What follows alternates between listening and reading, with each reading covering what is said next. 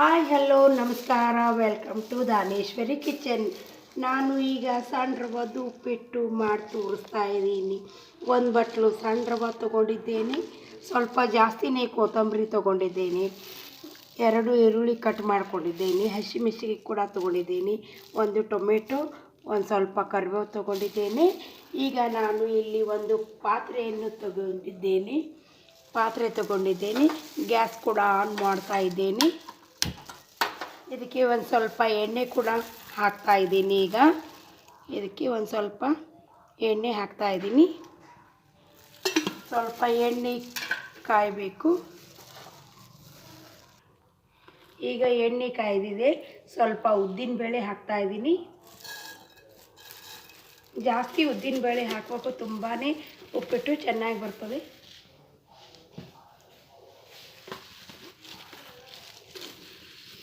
ಸ್ವಲ್ಪ ಸಾಸಿವೆ ಕೂಡ ಹಾಕ್ತಾ ಇದ್ದೀನಿ.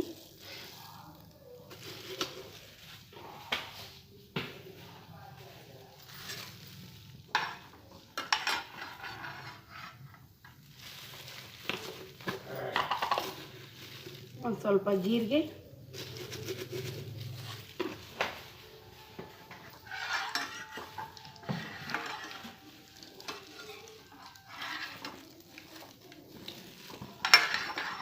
ಚಟಪಟ ಅಂತ ಇದೆ. ಈಗ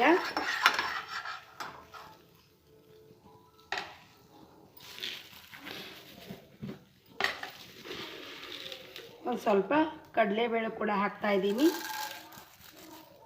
ಕಡಲೆಬೇಳೆ ಹಾಕೋದ್ರಿಂದ ತುಂಬಾ ಘಮ ಬರುತ್ತದೆ ಉಪ್ಪಿಟ್ಟು.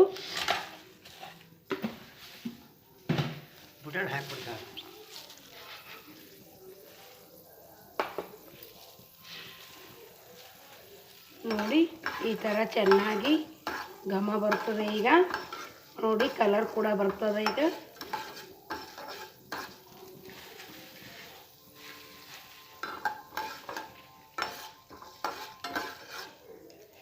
ಇಲ್ಲಿ ನಾನು ಮೆಣಸಿನ್ಕಾಯಿ ಹಾಕ್ತಾ ಇದ್ದೀನಿ.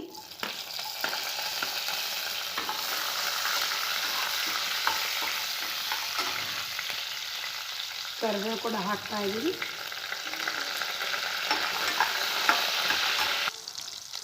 ಒಂದು ಸ್ವಲ್ಪ ಕೊತ್ತಂಬರಿ ಕೂಡ ಹಾಕ್ತಾ ಇದ್ದೀನಿ. ಕೊತ್ತಂಬರಿ ಕೂಡ ಚೆನ್ನಾಗಿ ಫ್ರೈ ಮಾಡಬೇಕು. ಆಮೇಲೆ ಈರುಳ್ಳಿ ಕೂಡ ಹಾಕ್ತಾ ಇದ್ದೀನಿ. ಈರುಳ್ಳಿ ಜಾಸ್ತಿ ಹಾಕಬೇಕು, ಉಪ್ಪಿಟ್ಟು ತುಂಬಾ ಚೆನ್ನಾಗಿ ಬರ್ತದೆ. ಇದು ಚೆನ್ನಾಗಿ ಈ ಥರ ಮಿಕ್ಸ್ ಮಾಡಬೇಕು. ಹಸಿ ವಾಸನೆ ಹೋಗುವವರೆಗೂ ಚೆನ್ನಾಗಿ ಹುರಿಯಬೇಕು.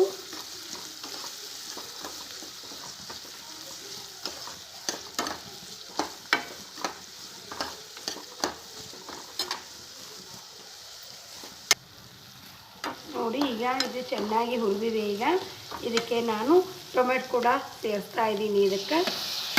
ಇದು ಕೂಡ ಚೆನ್ನಾಗಿ ಮಿಕ್ಸ್ ಮಾಡಬೇಕು. ಇದು ಕೂಡ ಹಸಿ ವಾಸನೆ ಹೋಗುವವರೆಗೂ ಹುರಿಯಬೇಕು.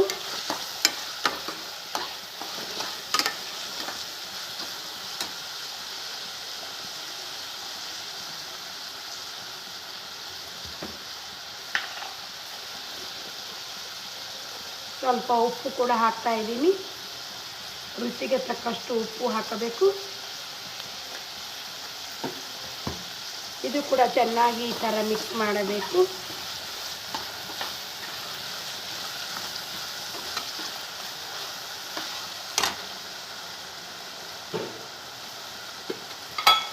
ಸ್ವಲ್ಪ ಸಕ್ಕರೆ ಕೂಡ ಹಾಕಬೇಕು. ಸ್ವಲ್ಪ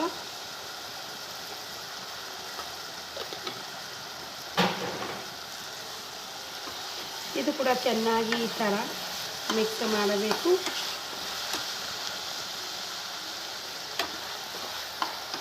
ನೋಡಿ, ಈ ಥರ ಈಗ ಇದು ಆಗಿದೆ.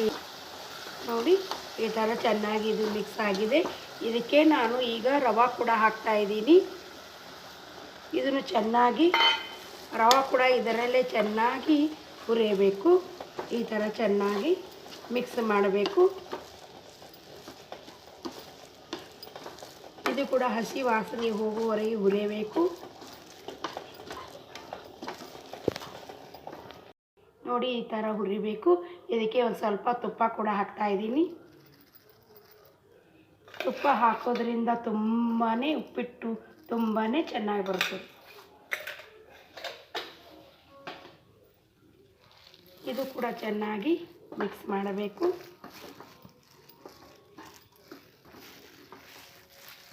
ನೋಡಿ ನಾನು ಇದಕ್ಕೆ ಒಂದು ಬಷ್ಟು ಕುದಿ ನೀರು ಇಟ್ಕೊಂಡಿದ್ದೇನೆ. ಇದಕ್ಕೆ ಕುದಿಯ ನೀರು ಹಾಕ್ತಾಯಿದ್ದೀನಿ. ಈಗ ನೋಡಿ ಎಷ್ಟು ಸಾಕು.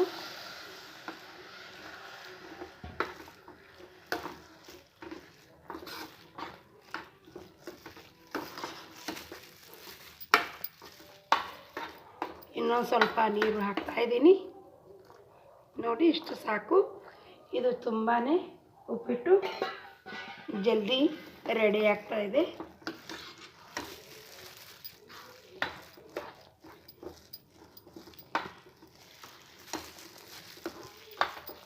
ಇದಕ್ಕೆ ನೋಡಿ ಈಗ ಆಗಿದೆ. ಈಗ ಇದಕ್ಕೆ ಒಂದು ಸ್ವಲ್ಪ ಪೇಟು ಮುಚ್ತಾ ಇದ್ದೀನಿ. ಈಗ ಒಂದು ಸ್ವಲ್ಪ ಉಮ್ಗೈತದೆ.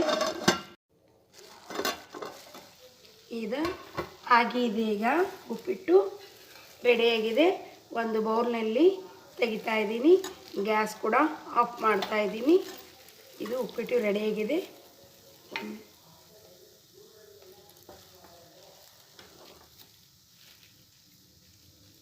ನೋಡಿ ಈ ಥರ ಉಪ್ಪಿಟ್ಟು ರೆಡಿಯಾಗಿದೆ.